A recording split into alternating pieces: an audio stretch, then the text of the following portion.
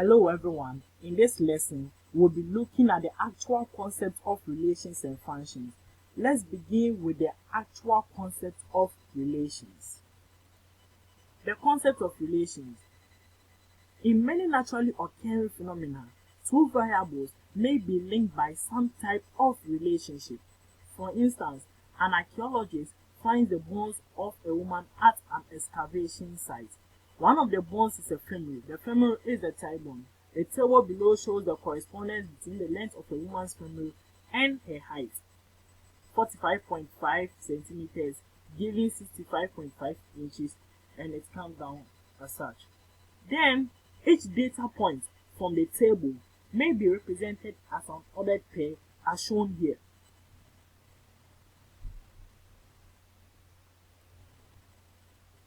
Where the first value of these ordered pairs, the first value, that is 45.5 being the first value here, is the length of a woman's femur, and the second value is the height of the woman. Any set of ordered pairs that can be expressed as xy,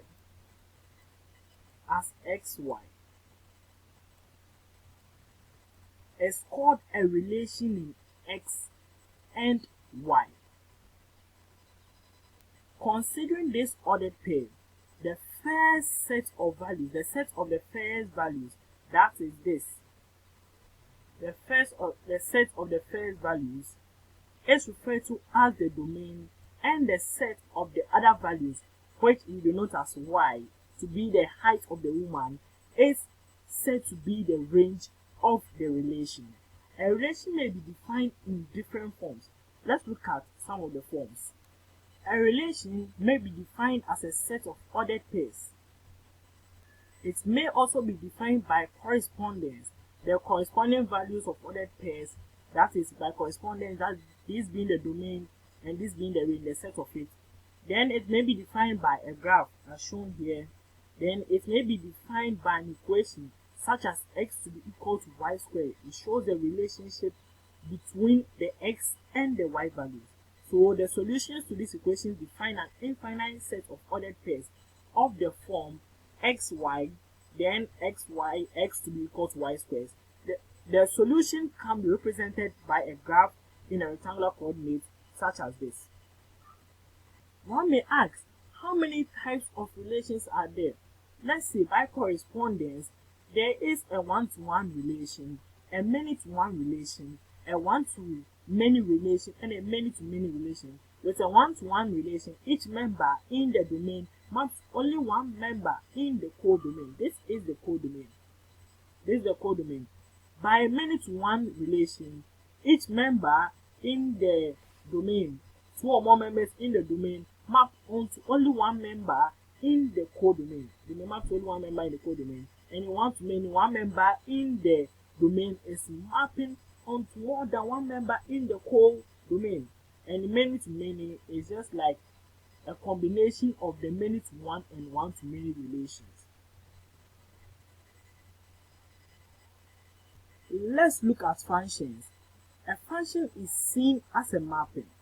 A function, the word function is used instead of mapping when specifically dealing with numbers. A function f denoted by f of x mapping onto y and is read as the function from x onto y, or the equation y to be equal to f of x. The symbol f of x is considered to be the value of the function at x and is read f of x. X stands for any element in the domain of the function, and f of x stands for the corresponding image in the codomain. A function is a rule which assigns with each real number in the domain a unique real number in the codomain.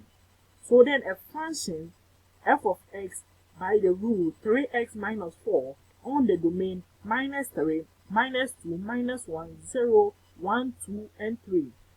Find the image of minus 2 under this function.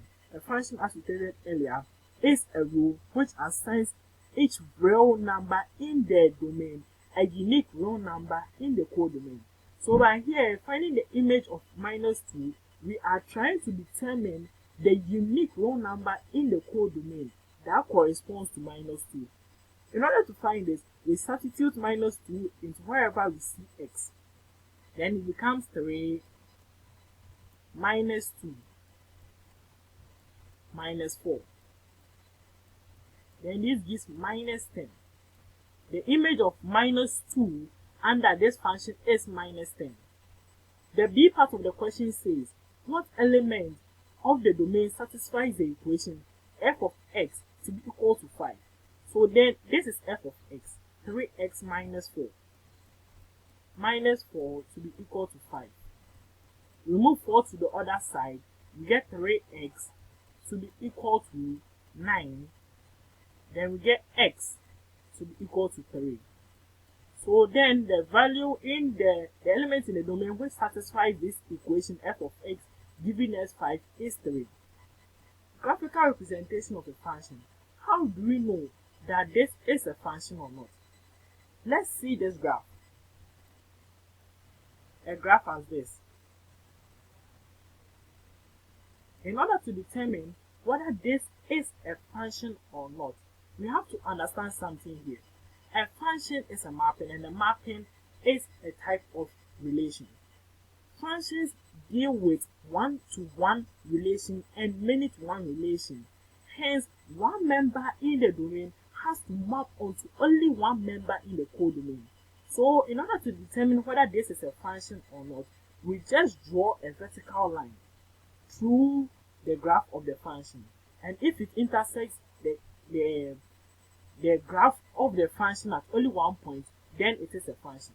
Now, how do we know whether this is a one-to-one function or a many-to-one function? We draw a horizontal line through the graph of the function. If it meets the function, the graph at 2 points, then it's a many-to-one function. And if it meets the graph at only 1 point, as in this graph, then it is a one-to-one function. This is all about the concept of relations and functions. Stay tuned for more on the inverse of a function, the range, how to find the range of a function, and all the others in the upcoming videos. Thank you for watching.